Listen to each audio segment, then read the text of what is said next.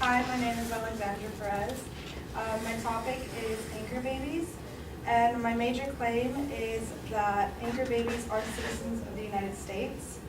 To start off, let me tell you, for if you don't know what anchor babies are, what they are. It's a term used to refer to a child born to a non-citizen mother in a country which has birthright citizenship, especially when viewed as providing an advantage to family members seeking to secure citizenship or legal residency. So my three subclaims. My first claim is that the 14th Amendment protects anchor babies born in the United States. My second claim is that the number of babies, anchor babies born is increasing yearly. And my third claim is that anchor babies have a positive effect on the United States. So to start off with, my first claim, the 14th Amendment protects anchor babies born in the United States. To start off, all people born on U.S. soil are considered U.S. residents, or U.S. citizens, should I say. And they're given equal rights and protected by that amendment. For anchor babies specifically, once they're born here, they are considered citizens, but their mother or their family members who were here with them are expected to leave the country. Once the child turns 21, the family can come back and go through a process if they do want residency. And I do believe that it should be encouraged for the family member to stay and try and get their residency here, go through the process. And I'll explain that later in my next claim. There are some states that want to take the amendment and change it or create bills. For example, Arizona Republicans last week suggested to introduce a new bill that would deny citizenship to any anchor babies born in that state. Moving on to my second claim, the number of anchor babies are increasing each year. According to the statistics taken at Political Facts, in 2008, the amount of children born to immigrant parents was 73%, and 5 years before that, it was 10% lower, so it's 63%. And 3.8 million undocumented immigrants have at least one child who is not a citizen in our country. And overall, 300,000 anchor babies are born each year. So moving on to my final claim, anchor babies have a positive effect on our country. To start off with, they bring free tax revenue for America, or future tax and productivity. They increase the GDP, gross domestic product, and they raise property value and high school graduate rates. Even though there are some negative effects, with all of the positive effects, they aren't really looked at, especially with the benefits in our economic views. So overall, anchor babies are citizens and they should not be taken out of the country or changed. The reason that I brought this topic up is because in the new, this topic was recently brought up by a few Republican candidates for the 2016 elections. In particular, one nominee said that anchor babies are not citizens and the 14th Amendment should be changed by the Congress so that they become 100% illegal and have to go through a process to become citizens once they're of age. And I hope that my presentation. Yes.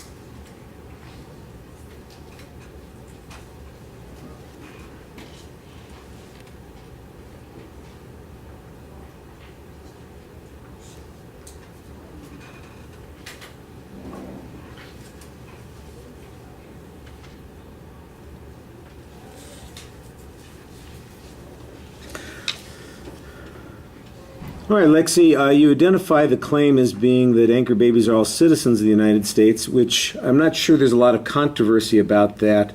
And then later you kind of make an argument that is a pseudo-policy claim that says that this policy should not be changed. So that sounds a little bit more like it is your claim. I think some of the supporting points that you have deal with issues of fact where there is a dispute about what is true.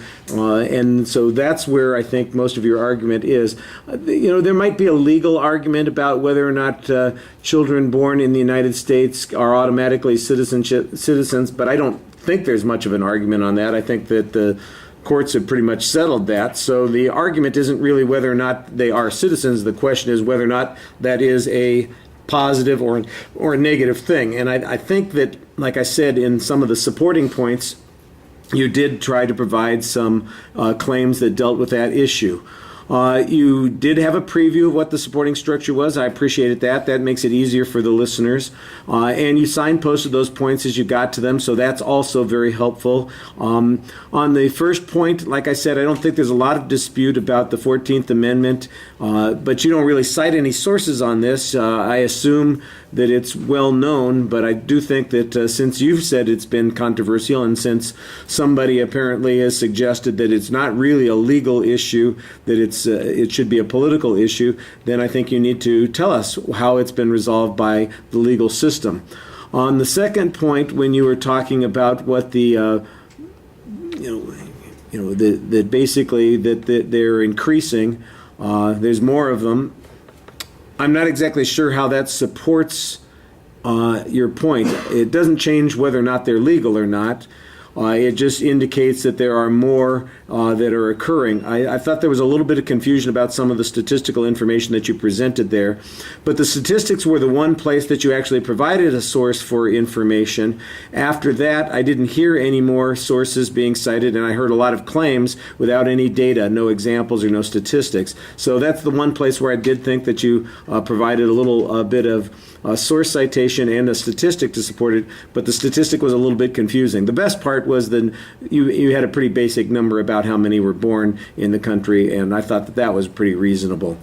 The third point is really where you start to make an argument that says that there's a benefit from this occurring, and I'm waiting to hear support for those claims, and I didn't hear any support for the claims. I basically just heard the claims. There's an economic benefit. In the future, it creates a tax base. It's going to do something for the GDP. And I'm going, well, who says so? What makes you think that that's the case?